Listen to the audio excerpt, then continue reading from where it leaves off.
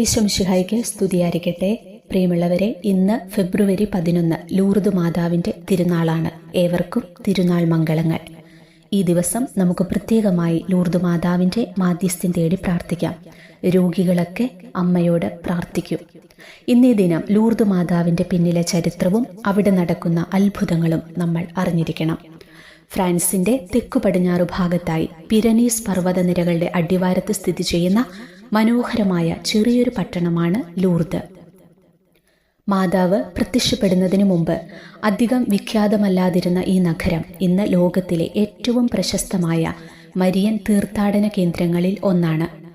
15,000-ൽ താഴെ മാത്രം ജനസംഖ്യയുള്ള ഈ കൊച്ചു നഗരത്തിൽ ഏകദേശം 60 ലക്ഷത്തിനടുത്ത് തീർത്ഥാടകരാണ് ഇപ്പോൾ ഓരോ വർഷവും സന്ദർശിക്കുന്നത്. AD 1858 ഫെബ്രുവരി 11 മുതൽ ജൂലൈ 16 വരെയുള്ള ദിവസങ്ങളിൽ കേവലം 14 വയസ്സുള്ള ബെർണദീത്ത സുബിരൂസ് എന്ന കർഷക ബാലികയ്ക്ക് 18 പ്രാവശ്യം പരിശുദ്ധ മാതാവിൻ്റെ ദർശനമുണ്ടായി. അധികം താമസിയാതെ ലോകമാസകലം പ്രസിദ്ധമായി തീർന്ന ലൂർദ് മാതാവിൻ്റെ ഗ്രോട്ടോയും അനുബന്ധ സ്ഥലങ്ങളും അനേകായിരങ്ങൾ സന്ദർശിക്കാൻ തുടങ്ങി. ലൂർദ് നിവാസികളായ ബെർണദീത്ത സുബീരൂസും സഹോദരി ടോയ്നേറ്റയും കൂട്ടുകാരി ജീൻ അബാദിയായും ഇവരുടെ വീട്ടിൽ നിന്നും 1.5 കിലോമീറ്റർ അകലെയുള്ള ഗാവേ നദിക്കരയിൽ അമ്മയുടെ നിർദ്ദേശപ്രകാരം വിറക് ശേഖരിക്കാൻ പോയി.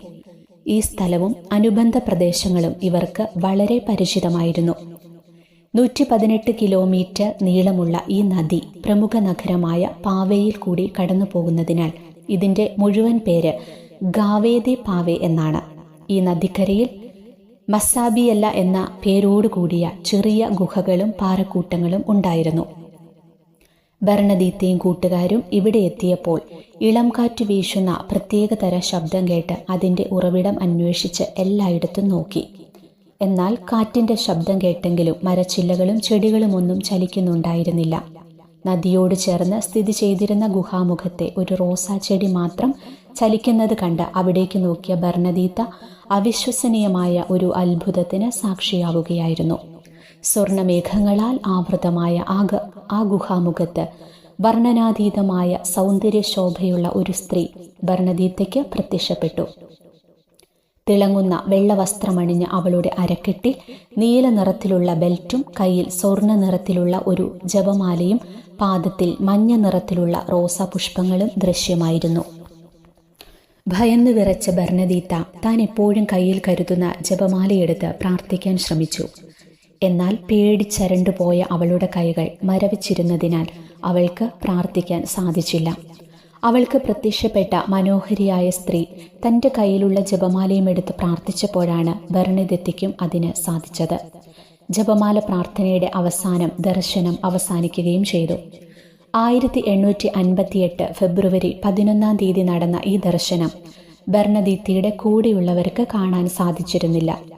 ബെർണദീത്ത അവരോട് സംഭവം വിവരിക്കുകയും മറ്റാരോടും പങ്കുവയ്ക്കരുതെന്ന് ആവശ്യപ്പെടുകയും ചെയ്തു.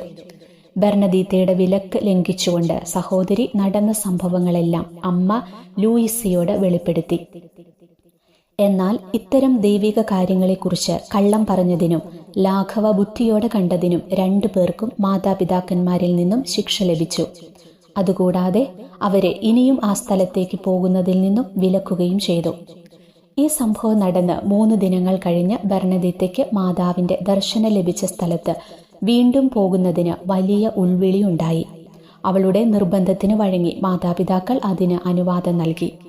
എന്നാൽ ഇനിയും ദർശനമുണ്ടായാൽ തൻ്റെ ആധികാരികത ഉറപ്പാക്കുന്നതിനായി ദേവാലയത്തിൽ നിന്നെടുത്ത വാഴ്ത്തിയ വെള്ളവും അവൾ തൻ്റെ കയ്യിൽ കരുതിയിരുന്നു.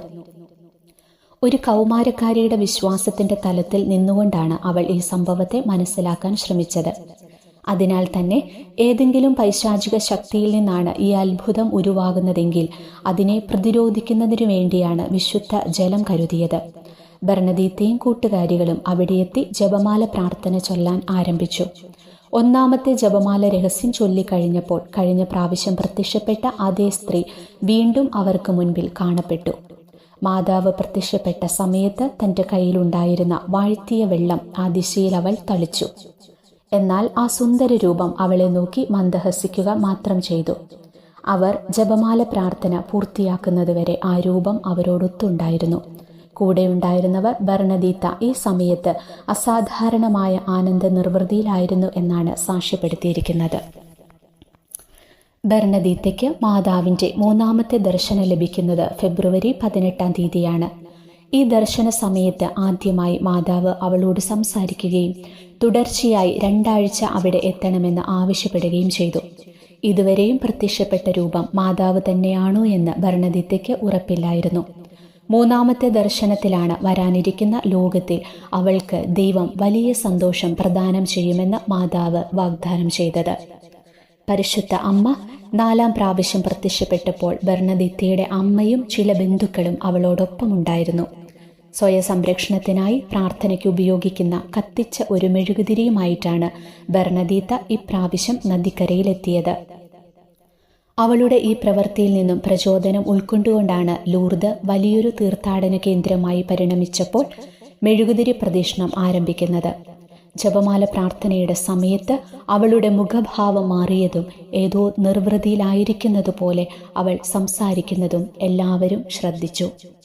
മാതാവിൻ്റെ 5-ാമത്തെ ദർശനം നടക്കുന്നത് ഫെബ്രുവരി 20-നാണ്. അന്ന് ബർണദീത്തയുടെ അയൽക്കാരായ 30ഓളം ആളുകൾ അവിടെ സന്നിഹിതരായിരുന്നു. മാതാവ് ഈ സമയത്ത് ബർണദീത്തയെ ഒരു പ്രത്യേക പ്രാർത്ഥന പഠിപ്പിക്കുകയും അത് അവൾ ദിവസവും ചൊല്ലുകയും ചെയ്തിരുന്നുവെന്ന് പിന്നീട് അവൾ തന്നെ രേഖപ്പെടുത്തിയിരിക്കുന്നു. തുടർന്നുണ്ടായ പ്രത്യക്ഷപ്പെടലുകൾക്കൊക്കെ ലൂർദിലെയും സമീപ പ്രദേശങ്ങളിലെയും ആളുകളും സന്നിഹിതരായിരുന്നു. 11-ാം തവണ മാതാവ് പ്രത്യക്ഷപ്പെട്ടപ്പോൾ 2000-ത്തിലധികം ജനങ്ങൾ അവിടെ സന്നിഹിതരായിരുന്നു. 13-ാം തവണ മാർച്ച് 2-ാം തീയതി മാതാവ് പ്രത്യക്ഷപ്പെട്ടപ്പോൾ ഈ വിവരം അവിടുത്തെ ഇടവകയിലെ വൈദികരോട് പറയാനും ഇവിടെ പ്രദക്ഷിണമായി വന്ന് ഒരു ദേവാലയം നിർമ്മിക്കുന്നതിനുള്ള ശ്രമങ്ങൾ തുടങ്ങാനും ആവശ്യപ്പെട്ടു. തൻ്റെ 2 അമ്മായിമാരെയും കൂട്ടി ഈ വിവരം ഇടവക വികാരി ഫാദർ പേരമേലിയെ അറിയിക്കാനായി ബർണദീത്ത ചെന്നു. എന്നാൽ അദ്ദേഹം ബർണദീത്തയുടെ ആവശ്യം തള്ളിക്കളയുകയും തൻ്റെ സുന്ദരിയായ സ്ത്രീക്ക് അങ്ങനെയൊരാഗ്രഹമുണ്ടെങ്കിൽ അവളുടെ സ്വത്വം ലോകത്തിന് വെളിപ്പെടുത്താനും പറഞ്ഞ് അവളെ അദ്ദേഹം പറഞ്ഞയച്ചു. കൂടാതെ അവിടുത്തെ മറ്റു വൈദികരോട് ഇതുമായി സഹകരിക്കരുതെന്ന് ആവശ്യപ്പെടുകയും ചെയ്തു. മാതാവ് 14-ാം തവണ പ്രത്യക്ഷപ്പെട്ടപ്പോൾ ബർണദീത്ത വൈദികരെ സന്ദർശിച്ച കാര്യവും പ്രത്യക്ഷപ്പെട്ട ആൾ മാതാവ് തന്നെ എന്നതിന് തെളിവ് ആവശ്യമാണെന്ന് അവർ പറഞ്ഞ കാര്യവും കന്യകയോട് അറിയിച്ചു. അപ്പോൾ അവളുടെ മറുപടി ഒരു പുഞ്ചിരി മാത്രമായിരുന്നു എന്നാണ് ബർണദീത്ത രേഖപ്പെടുത്തിയിരിക്കുന്നത്. ലോകം മുഴുവനുമുള്ള പാപികളുടെ മാനസാന്തരത്തിനായി പ്രാർത്ഥിക്കാനും പരിത്യാഗ പ്രവൃത്തികൾ അനുഷ്ഠിക്കാനും മാതാവ് അവളോട് മിക്കപ്പോഴും ആവശ്യപ്പെട്ടു. ഫെബ്രുവരി 25-ാം തീയതി പ്രത്യക്ഷപ്പെട്ടപ്പോൾ അവൾ നിൽക്കുന്ന സ്ഥലം കുഴിച്ച് അവിടെ നിന്നും വരുന്ന നീരുറവയിൽ നിന്ന് ജലം പാനം ചെയ്യാൻ മാതാവ് അവളോട് നിർദ്ദേശിച്ചു. ഇന്ന് ലൂർദിലെത്തുന്ന തീർത്ഥാടകർക്ക് അനുഗ്രഹത്തിൻ്റെയും അത്ഭുത പ്രവർത്തനങ്ങളുടെയും സ്രോതസ്സാണ് ഈ നീരുറവയിലെ ജലം. 1860 മെഡിക്കൽ ഡോക്ടർമാർ സാക്ഷ്യപ്പെടുത്തിയ 7-ലധികം അത്ഭുത രോഗശാന്തികൾ ഇവിടെ നടന്നിട്ടുണ്ട്. എന്നാൽ ചില അത്ഭുത രോഗശാന്തികളെന്ന് പറയപ്പെട്ടത് രോഗസൗഖ്യം ആഗ്രഹിച്ച ആളുകളുടെ അഭിലാഷ പ്രകടനം മാത്രമാണെന്ന് തിരിച്ചറിഞ്ഞ് സഭയും ഗവൺമെൻറ് സംവിധാനങ്ങളും ലൂർദിൽ ഇടപെടാൻ തുടങ്ങി. മാർച്ച് 25-ാം തീയതി വചനിപ്പ് തിരുനാളായിരുന്നു. 16-ാം തവണ മാതാവ് ബർണദീത്തയ്ക്ക് പ്രത്യക്ഷപ്പെട്ടപ്പോൾ താൻ അമലോത്ഭവയാണെന്ന വലിയ സത്യം വെളിപ്പെടുത്തി. മാതാവ് പറഞ്ഞതിൻ്റെ അർത്ഥം ബർണദീത്തയ്ക്ക് അപ്പോൾ മനസ്സിലായില്ല. അടുത്ത തവണ മാതാവ് പ്രത്യക്ഷപ്പെട്ടപ്പോൾ ബർണദീത്ത അവാച്യമായ ആനന്ദ നിർവൃതിയിൽ പരിസരം മറന്ന് പ്രാർത്ഥിക്കുകയായിരുന്നു. അവളുടെ കയ്യിലിരുന്ന മെഴുകുതിരി ഉരുകിത്തീർന്ന് കയ്യിലിരുന്ന് കത്തുന്നത് കണ്ട് അവിടെ കൂടിയിരുന്ന ആളുകൾ ബഹളം വെച്ചു. ഇതൊക്കെ അറിയാതെ ബർണദീത്ത അങ്ങനെ 15 മിനിറ്റ് കൂടി പ്രാർത്ഥിച്ചു. ബർണദീത്തയെ പരിശോധിച്ച ഡോക്ടർ ഡോസൂസ് അവളുടെ കൈകൾക്ക് പൊള്ളലേറ്റില്ല എന്ന് മനസ്സിലാക്കി പ്രാർത്ഥനയ്ക്ക് ശേഷം ഒരു മെഴുകുതിരി കത്തിച്ച് അവൾ അറിയാതെ കൈ പൊള്ളിക്കാൻ ശ്രമിച്ചു. തീപ്പൊള്ളലേറ്റ ബർണദീത്ത പെട്ടെന്ന് തന്നെ കൈ പിൻവലിക്കുകയും വലിയൊരു ജനക്കൂട്ടം അതിന് സാക്ഷിയാവുകയും ചെയ്തു എന്ന് രേഖപ്പെടുത്തിയിട്ടുണ്ട്. ഇങ്ങനെ 18 പ്രാവശ്യമാണ് ബർണദീത്തയ്ക്ക് മാതാവിൻ്റെ ദർശനം ലഭിക്കാനുള്ള ഭാഗ്യമുണ്ടായത്. ബർണദീത്ത പിന്നീട് ഉപവിയുടെ സന്യാസിനി സമൂഹത്തിൽ ചേർന്ന് പ്രാർത്ഥനയിലും ധ്യാനത്തിലും തൻ്റെ ശിഷ്ടജീവിതം ചിലവഴിച്ചു. 1899 ഏപ്രിൽ 16 തൻ്റെ 35-ാമത്തെ വയസ്സിലാണ് ബർണദീത്ത മരിക്കുന്നത്. ബർണദീത്തയുടെ വിശുദ്ധ പദവിയിലേക്കുള്ള നാമകരണ നടപടികളുടെ ഭാഗമായി പല പ്രാവശ്യം കല്ലറ തുറന്ന് പരിശോധിക്കേണ്ടി വന്നിട്ടുണ്ട്. ഇന്ന് ഫ്രാൻസിലെ നേവേഴ്സിലുള്ള ഉപവി സന്യാസികളുടെ മഠത്തിലെ വിശുദ്ധ ഗിൽഡാഡ് ചാപ്പലിൽ അവളുടെ ഭൗതിക ശരീരം അഴുകാതെ നിലനിൽക്കുന്നു. 1938 പിയൂസ് 11 മാർപ്പാപ്പയാണ് ബർണദീത്തിനെ വിശുദ്ധയായി പ്രഖ്യാപിച്ചത്. സഭാതലത്തിൽ വിശദമായ പഠനത്തിനും സൂക്ഷ്മ പരിശോധനകൾക്കും ശേഷമാണ് ലൂർദിലെ മാതാവിൻ്റെ പ്രത്യക്ഷപ്പെടലുകൾക്ക് അംഗീകാരം ലഭിച്ചത്. 1870 പിയൂസ് 9 മാർപ്പാപ്പ ലൂർദിലെ പ്രത്യക്ഷപ്പെടലുകൾക്ക് അംഗീകാരം നൽകുകയും അവിടെ ദേവാലയം നിർമ്മിക്കുന്നതിനായി അനുവാദവും സഹായവും നൽകുകയും ചെയ്തു. പിന്നീട് വന്ന എല്ലാ മാർപ്പാപ്പമാരുടെയും മരിയ ഭക്തിയുടെ ഭാഗമായിരുന്നു ലൂർദ് മാതാവിനോടുള്ള ആദരം. ജോൺ പോൾ 2 മാർപ്പാപ്പ 3 പ്രാവശ്യമാണ് മാർപ്പാപ്പ ആയതിനു ശേഷം ലൂർദ് സന്ദർശിച്ചിരിക്കുന്നത്. ഇന്ന് 3 നിലകളിലുള്ള അനേകായിരങ്ങൾക്ക് ഒരേ സമയം പ്രാർത്ഥിക്കുന്നതിനുള്ള ഒരു ദേവാലയ സമുച്ചയം അവിടെ നിലനിൽക്കുന്നു. ഏകദേശം 125 ഏക്കർ സ്ഥലത്ത് രോഗികൾക്കായുള്ള 2 ആശുപത്രികളോടുകൂടിയുള്ള വിപുലമായ സൗകര്യങ്ങളാണ് തീർത്ഥാടകർക്കായി അവിടെ ഒരുക്കിയിരിക്കുന്നത്. ലക്ഷക്കണക്കിന് രോഗികളാണ് അനുഗ്രഹത്തിനും ആശ്വാസത്തിനുമായി ഓരോ വർഷവും ലൂർദിലേക്ക് എത്തുന്നത്. അവിടെ രേഖപ്പെടുത്തുന്ന അത്ഭുത രോഗശാന്തികളുടെ ആധികാരികത ഉറപ്പാക്കുന്നതിനു വേണ്ടി പാരീസ് കേന്ദ്രമാക്കി ലൂർദ് ഇന്റർനാഷണൽ മെഡിക്കൽ കമ്മിറ്റി എന്നൊരു സംഘടന രൂപീകരിച്ചിട്ടുണ്ട്.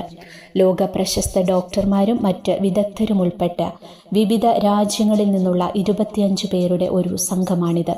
അവരുടെ അംഗീകാരത്തിനു ശേഷം സഭയുടെ കാനോനിക കമ്മീഷന്റെ പരിശോധനകൾക്കു ശേഷം ആ രോഗിയുടെ രൂപതയിലെ ബിഷപ്പാണ് രോഗസൗഖ്യം പരസ്യമാക്കുന്നത്. ഇത്തരത്തിലുള്ള മുൻകരുതലുകൾ ലൂർദിന്റെ പേര് പറഞ്ഞ് മറ്റുള്ളവരെ കളിപ്പിക്കാനുള്ള പഴുതുകൾ അടയ്ക്കാൻ സഹായിക്കുന്നു. ലൂർദിൽ സംഭവിക്കുന്ന അത്ഭുതങ്ങൾക്ക് ആധികാരികത നൽകുന്ന 100 കണക്കിന് ഉദാഹരണങ്ങളുണ്ട്. അതിൽ ഒന്ന് ഞാൻ നിങ്ങളോട് പങ്കുവയ്ക്കാം. ശരീരശാസ്ത്രത്തിനും വൈദ്യശാസ്ത്രത്തിനും നൽകിയ സംഭാവനകൾ മാനിച്ച് AD 1912 നോബൽ സമ്മാനം ലഭിച്ച ശാസ്ത്രജ്ഞനാണ് അലക്സിസ് കാരൽ. അവയവമാറ്റ ശസ്ത്രക്രിയയെ സഹായിക്കുന്ന പെർഫ്യൂഷൻ പമ്പ് അദ്ദേഹത്തിൻ്റെ കണ്ടുപിടുത്തമാണ്. ഒരു ഉത്തമ കത്തോലിക്ക കുടുംബത്തിലാണ് ജനിച്ചതെങ്കിലും സർവകലാശാല പഠന സമയത്ത് യുക്തിവാദിയും നാസ്തികനുമായി മാറിയ അലക്സിസ് വലിയ ശാസ്ത്രീയ കണ്ടുപിടുത്തങ്ങൾക്ക് കാരണക്കാരനായി. AD 1894 അന്നത്തെ ഫ്രഞ്ച് പ്രസിഡന്റ് സാദി കാർനോട്ട് അക്രമിയുടെ കുത്തേറ്റ് രക്തം വാർന്നു മരിച്ചു. ശസ്ത്രക്രിയ നടത്തിയ ഡോക്ടർമാർ അദ്ദേഹത്തിൻ്റെ മുറിഞ്ഞുപോയ രക്തധമനികൾ തുന്നിച്ചേർക്കുന്നതിൽ പരാജയപ്പെട്ടതാണ് മരണകാരണം. ഇത് ഡോക്ടറായിരുന്ന അലക്സിനെ വളരെയധികം ചിന്തിപ്പിച്ചു. അദ്ദേഹം മൃഗങ്ങളിലും മറ്റ് ധാരാളം പരീക്ഷണങ്ങൾ നടത്തുകയും പുതിയ ഉപകരണങ്ങൾ കണ്ടുപിടിക്കുന്നതിൽ വിജയിക്കുകയും ചെയ്തു. ഈ സമയത്താണ് ഫ്രാൻസിലെ ലൂർദിൽ മാതാവ് പ്രത്യക്ഷപ്പെട്ടെന്നും അനുദിനം അനേകം രോഗശാന്തി സംഭവിക്കുന്നുവെന്നും പത്രങ്ങളിൽ വലിയ വാർത്തയാകുന്നത്. ശാസ്ത്രീയമായി പരീക്ഷിച്ച് വിജയിക്കുന്നതു മാത്രം വിശ്വസിച്ചിരുന്ന നാസ്തികനായ ഡോക്ടർ അലക്സിസിന് ഇതിൻ്റെ നിജസ്ഥിതി അന്വേഷിക്കാനുള്ള കൗതുകമുണ്ടായി. 1902 അദ്ദേഹത്തിൻ്റെ സുഹൃത്തായിരുന്ന മറ്റൊരു ഡോക്ടർ ലിയോൺസിൽ നിന്നും ലൂർദിലേക്ക് യാത്ര ചെയ്തിരുന്ന അനേകം രോഗികളെ അനുഗമിക്കാനുള്ള ദൗത്യത്തിൽ ഒത്തുചേരാൻ അലക്സിസിനെ വിളിക്കുന്നത്. ഇത് ഒരവസരമായി കണ്ടുകൊണ്ട് ഡോക്ടർ അലക്സിസ് അദ്ദേഹത്തെ സഹായിക്കാമെന്നേറ്റു. എന്നാൽ അദ്ദേഹത്തിൻ്റെ യഥാർത്ഥ ലക്ഷ്യം ഇതൊക്കെ കെട്ടുകഥയാണെന്ന് തെളിയിക്കുകയായിരുന്നു. യാത്രയിൽ മരി ബെയ്ലി എന്ന സ്ത്രീയെ പരിചയപ്പെട്ടു. ആസ്മരോഗത്തിന്റെ അവസാന ഘട്ടത്തിലായിരുന്ന അവർ ലൂർദിൽ എത്തുന്നതിനു മുൻപേ മരിക്കാൻ സാധ്യതയുണ്ടെന്ന് അലക്സിസ് തിരിച്ചറിയുകയും മറ്റുള്ളവരെ അറിയിക്കുകയും ചെയ്തു. ഈ രോഗിണിയെ സുഖപ്പെടുത്താൻ വൈദ്യശാസ്ത്രത്തിന് സാധിക്കുകയില്ല എന്നു മാത്രമല്ല, അവർ സൗഖ്യം പ്രാപിച്ചാൽ താൻ വിശ്വാസിയാകുമെന്നും അദ്ദേഹം പ്രഖ്യാപിച്ചു. ലൂർദിൽ ചെന്ന അദ്ദേഹം മേരി ഫെറാൻഡിയെ പ്രത്യേകം നിരീക്ഷിച്ചുകൊണ്ടിരുന്നു. ലൂർദിലെ ഗ്രോട്ടോയിലെ അത്ഭുത രോഗശാന്തിക്ക് കാരണമാകുന്നു എന്ന് പറയപ്പെടുന്ന ജലം അവളുടെ മേൽ 3 പ്രാവശ്യം ഒഴിച്ചു. അത്ഭുതകരമായി ഇവൾ എഴുന്നേറ്റ് നടക്കുന്നതിന് ഡോക്ടർ അലക്സിസ് സാക്ഷിയാകേണ്ടി വന്നു. മാത്രമല്ല, തനിയെ ഭക്ഷണം കഴിക്കാനും പരസഹായമില്ലാതെ ട്രെയിൻ കയറി ലിയോൺസിലേക്ക് അവൾ തിരികെ പോകുന്നതിനും അവൾക്ക് സാധിച്ചു. എന്നാൽ ഇതുകൊണ്ടും വിശ്വാസം വരാത്ത ഡോക്ടർ അലക്സിസ് 4 മാസത്തേക്ക് മരിയെ നിരീക്ഷിക്കുന്നതിനായി ഒരു മനഃശാസ്ത്രജ്ഞനെയും ഡോക്ടറെയും ഏർപ്പാടാക്കി. പിന്നീട് മരി ഉപവിസന്യാസ സമൂഹത്തിൽ ചേർന്ന പാവങ്ങളെ ശുശ്രൂഷിക്കുകയും 1937 തൻ്റെ 58-ാം വയസ്സിൽ മരിക്കുകയും ചെയ്തു. ഈ അത്ഭുതം നേരിട്ട് കണ്ട് ബോധ്യപ്പെട്ട ഡോക്ടർ അലക്സിസിന്റെ മനസ്സാക്ഷി ഇത് അംഗീകരിക്കാൻ അദ്ദേഹത്തെ നിർബന്ധിതനാക്കി.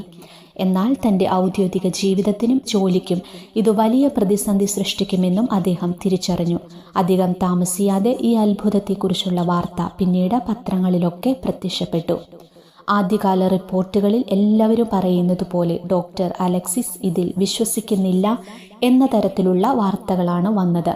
അവസാനം തൻ്റെ ഭാഗം വിശദീകരിക്കാൻ അദ്ദേഹം നിർബന്ധിതനാകുകയും ലൂർദിലേക്ക് ഒരു പ്രയാണം എന്ന പേരിൽ ഇതിനെക്കുറിച്ച് എഴുതുകയും ചെയ്തു. അദ്ദേഹത്തിൻ്റെ മരണശേഷമാണ് ഇത് പുസ്തകമായി പ്രസിദ്ധീകരിക്കുന്നത്. ഫ്രാൻസിലെ അന്നത്തെ സാഹചര്യത്തിൽ തനിക്ക് ഒരു ഡോക്ടറായി ജോലി ചെയ്യാൻ സാധിക്കില്ല എന്ന് തിരിച്ചറിഞ്ഞ ഡോക്ടർ അലക്സിസ് കൃഷി ചെയ്തും പശുവിനെ വളർത്തിയും ജീവിക്കാമെന്ന ലക്ഷ്യത്തോടെ കാനഡയിലേക്ക് കുടിയേറി. അവിടെ ആയിരിക്കുമ്പോൾ അമേരിക്കയിലെ ചിക്കാഗോ യൂണിവേഴ്സിറ്റിയിലും തുടർന്ന് റോക്ക്ഫെല്ലർ മെഡിക്കൽ റിസർച്ച് ഇൻസ്റ്റിറ്റ്യൂട്ടിലും ജോലി ചെയ്യാനുള്ള അവസരം ലഭിക്കുകയും ചെയ്തു. അധികം താമസിയാതെ അദ്ദേഹത്തിലെ ശാസ്ത്രപ്രതിഭയെ ലോകം തിരിച്ചറിയുകയും നൊബേൽ സമ്മാനം ഉൾപ്പെടെയുള്ള അനേകം അംഗീകാരങ്ങളും ഡോക്ടറേറ്റുകളും തേടിയെത്തുകയും ചെയ്തു. ശാസ്ത്രലോകത്തെ ഔന്നത്യത്തിൻ്റെ പടവുകൾ കയറിയപ്പോഴും അദ്ദേഹം ലൂർദിനോടുള്ള അഭിനിവേശം കൈവെടിഞ്ഞില്ല. അതുകൊണ്ട് തന്നെ രണ്ടാമതൊരത്ഭുതം ദർശിക്കുന്നതിനുള്ള അവസരം കൂടി അദ്ദേഹത്തിന് കൈവന്നു.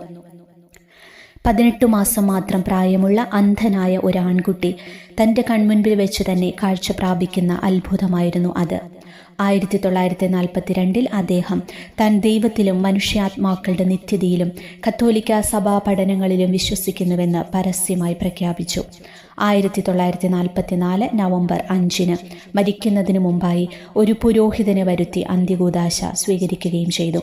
ലൂർദ് എന്ന മരിയൻ തീർത്ഥാടന കേന്ദ്രത്തിൽ അനുദിനം സംഭവിക്കുന്ന അനേകം അത്ഭുതങ്ങളിൽ 2 മാത്രമാണ് ഡോക്ടർ അലക്സിസ് എന്ന വലിയ ശാസ്ത്രജ്ഞനിലൂടെ ലോകത്തിന് വെളിവാക്കപ്പെട്ടത്.